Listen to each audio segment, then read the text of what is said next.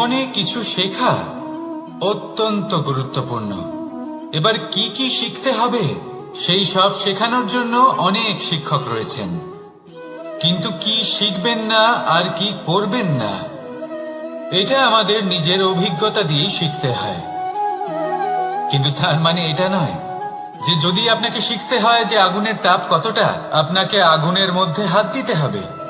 না, অন্য কারোর অভিজ্ঞতা দ্বারাও শিখতে পারেন। প্রশ্ন শুধুমাত্র একটাই যে আপনি কি শিখতে চান নাকি চান না।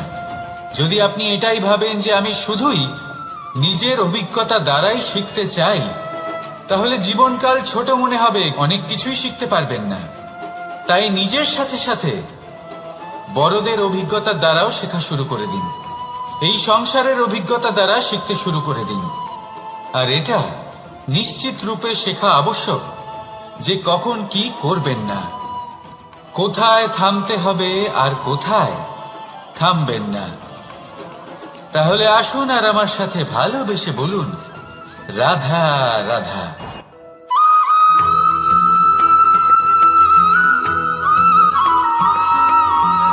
এই সংসারে সব থেকে বেশি কোমল বস্তু হলো রেশম। এই রেশম এতটাই কোমল হয় যে এর পুরো একটা থান শুধুমাত্র একটা হাতে ধরা সম্ভব। কখনো ভেবে দেখেছেন এই রেশম কিভাবে হয়? একটি কীট তার লালার দ্বারা উৎপন্ন হয়। এই কীট সেই রেশমকে পাক দিতে থাকে, পাক দিতেই থাকে আর আস্তে আস্তে তার মধ্যেই জড়িয়ে পড়ে। শেষে ওর এই সুন্দর অমূল্য সৃষ্টি রেশমের এই সুতো তার নির্মাণ কার্য পূর্ণ হয়, কিন্তু তাতেই ও নিজে বন্দী হয়ে যায়। নিজেরই মায়াজালের এই বন্দী গৃহে নিজেই ফেঁসে যায়। এবার এই সুতোকে ব্যবহারযোগ্য করে তোলার জন্য এই কীটগুলিকে এই কবচের সাথেই ফুটন্ত জলে ফেলে দেওয়া হয়। এই সংসারে যদি আমাদের স্বপ্ন এই সংসারের দুঃখ হরণ করার জন্য, এই সংসারে সুখ বিতরণ করার জন্য হয়, তবেই আমাদের প্রগতি সম্ভব।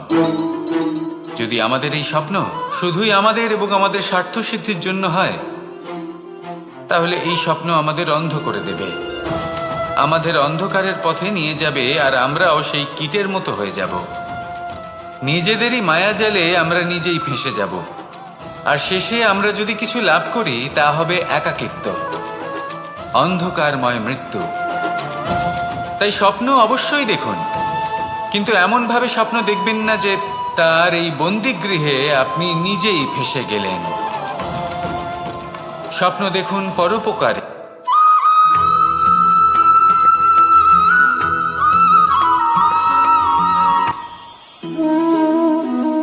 শক্তি এক অত্যন্ত বিচিত্র বস্তু, বা বলতে পারেন অনুভূতি।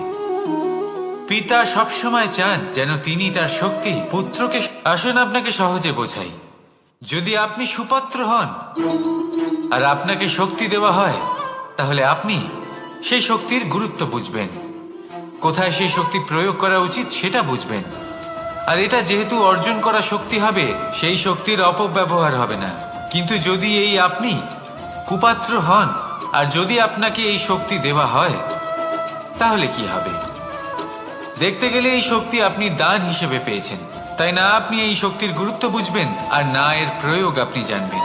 তার অপব্যবহার হওয়া সুনিশ্চিত। তাই যদি আপনি কোনো শক্তি অর্জন করতে চান, তাহলে আগে তার যোগ্য হয়ে উঠুন।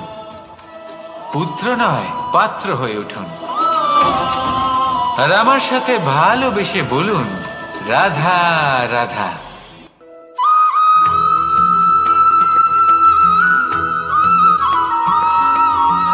এই সংসারে প্রত্যেক মানুষ এটাই চান যে তিনি যেন ধনবান হন, আর্থিক অবস্থা তার ভালো থাকে, ওনার বাড়িতে লক্ষ্মীর আগমন হয়। কিন্তু সেটা হবে কি করে, সেটাই হলো প্রশ্ন। কেউ বলেন যে যদি পরিশ্রম করো তাহলে ধন অর্জন সম্ভব, কেউ বলেন যে যদি বিদ্যা লাভ হয় তবেই ধন অর্জন সম্ভব, কেউ বলেন যে যদি বলশালী হও তবেই সম্পন্ন থাকবে।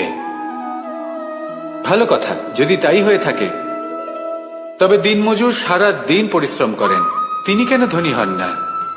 অনেকজন বিদ্বান মানুষ আছেন এই সংসারে, তারা কেন ধনবান হন না?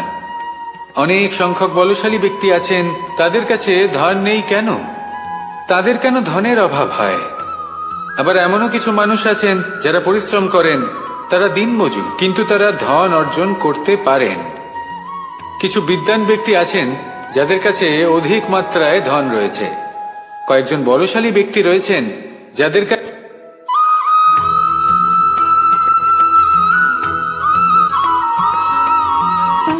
সুখ, দুঃখ এবং শক্তি, এই তিন হলো এই সংসারের ত্রিদেবের মতো। আমাদের জীবনে যা কিছু ঘটছে এই তিনটির ভিত্তির উপরেই হচ্ছে। আসলে এই সংসারের একটা নিয়ম আছে, যখনই আপনি কিছু লাভ করেন এই সংসার আপনার পরীক্ষা নেয়।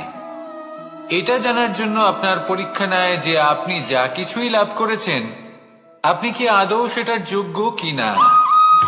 ঠিক সেইভাবেই এই সুখ, দুঃখ এবং শক্তি আপনার পরীক্ষা নিয়ে থাকে। যখন সুখ আসে তখন সে আপনার পরীক্ষা নেয় যে আপনার মধ্যে অহংবোধ জাগ্রত হয়নি তো। যদি অহংবোধ চলে আসে তাহলে সুখ সেখানেই সঙ্গ ত্যাগ করে।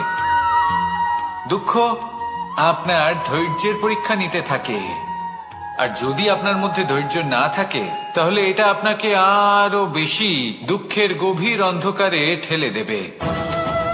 সেখানে শক্তি পরীক্ষা নেয় আপনার বিনম্রতার।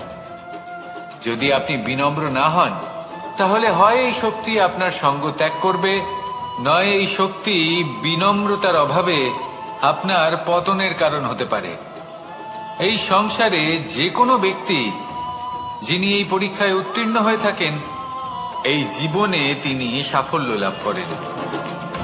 আসুন আমার সাথে ভালোবেসে বলুন, রাধা রাধা।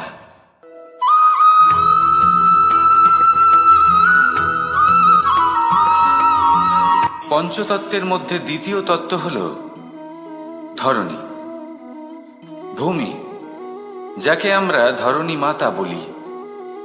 এই ধরণী ধৈর্য ধারণ করে, আর এর ওপরেই আমাদের সমগ্র সংসার নির্ভরশীল।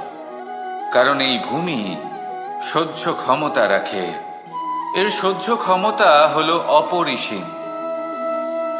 সন্তান যতই আঘাত প্রদান করুক না কেন প্রেম পূর্বক সহ্য করে, আর তার বদলে অমূল্য রত্ন প্রদান করে। সন্তান যদি হাল চালায় তাহলে তার বদলে তাকে অন্ন প্রদান করে। এটাই হলো ধরণী। এবার এর থেকে আমরা কি শিক্ষা পেতে পারি? এটাই যে কারোর জন্য কিছু করা বা কাউকে কিছু দেওয়া মনে কোনো কামনা ছাড়াই। আর এই কথাটা বুঝে যান, যদি কারোর জন্য কামনা না রেখে বা কোনো পাওয়ার আশা না রেখে কারোর জন্য কিছু করেন বা কারোকে কিছু দেন, যদি এটা আপনি শিখতে পারেন তবে আপনি ভালোবাসতে শিখে গেছেন। আর সেই জন্যই এই ধরিত্রীকে মাতা বলা হয়। কারণ মাতা শুধু উনি নন যিনি গর্ভে সন্তানকে ধারণ করেন, মাতা তো উনিও যিনি জীবন বাঁচতে শেখান, যিনি জীবন বাঁচার উদাহরণ প্রদান করেন।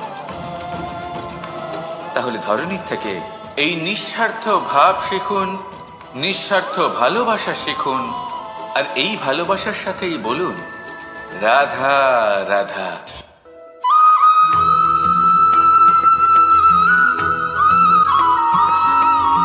মানুষ জন্মগ্রহণ করে, তার সাথে ভয়েরও জন্ম হয়। ছোটবেলা থেকেই আমাদের মনে কোনো না কোনো প্রকারের ভয় থেকেই যায়।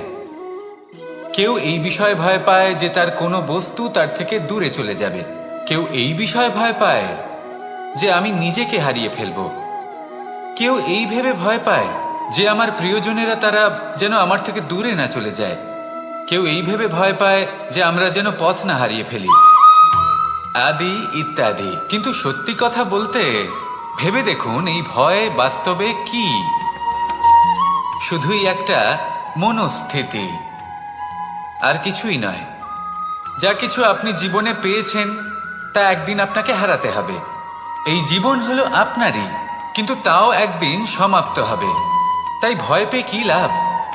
এই ভয় শুধু আপনাকে জীবন যাপন করা থেকে বাধা দিচ্ছে, আর কিচ্ছু নয়। পথ হারিয়ে ফেললেই বুঝতে পারবেন